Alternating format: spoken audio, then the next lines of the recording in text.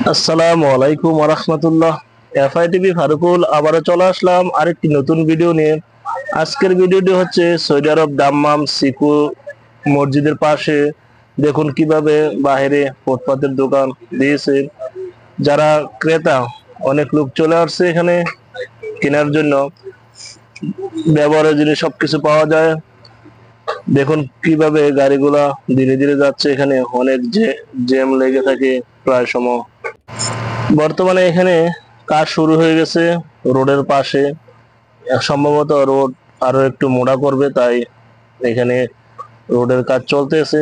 এখানে দেখুন প্রিয় বন্ধুরা, অনেক কাপড় চোপড়, অনেক কসমেটিক, অনেক কিছু বিক্রি হচ্ছে খুব কম মূল্যে।